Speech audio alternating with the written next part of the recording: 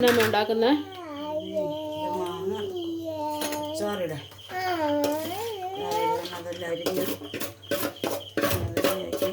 എല്ലാം പുരട്ടി ചാറുപൊടി ഉരുവാപ്പൊടിയും കായപ്പൊടിയും കൂടെ പുരട്ടി വെച്ചതിന് ശേഷം കടുക് എണ്ണ ഒഴിച്ച് പാത്രം വെച്ച് എണ്ണ ഒഴിച്ച് സ്പൂണ് കടുകും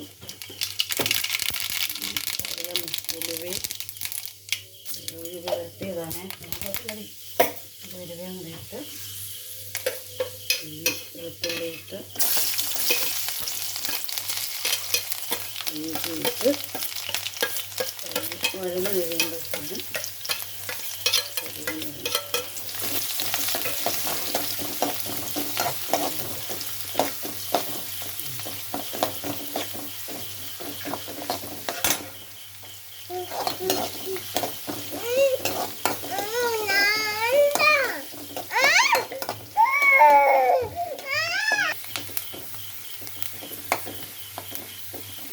ഇത് മതിയോ മൂത്തത്?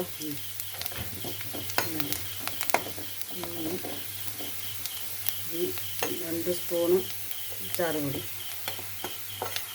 1 സ്പൂൺ മഞ്ഞൾപ്പൊടി, അരയൊക്കെ ആയാലും മതി. 1 സ്പൂണ് മുളക് പൊടി,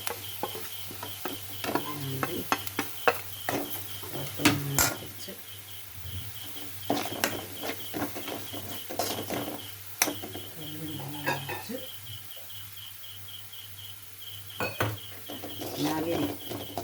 വിനാഗിരി ഒഴിച്ച്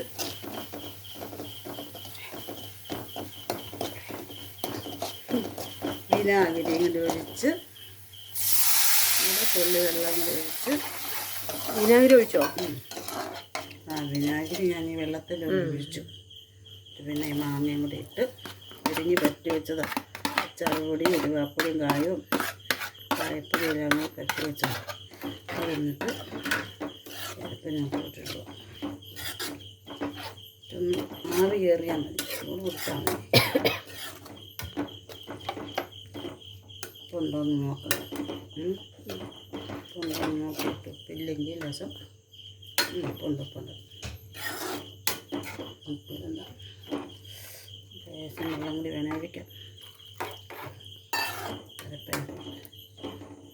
ആവി പിടിച്ച് കഴിയുമ്പോൾ ആവി കയറിയാൽ മതിയേ, അല്ലെങ്കിൽ മാങ്ങ വെന്ത് പോകും. ആവി കയറി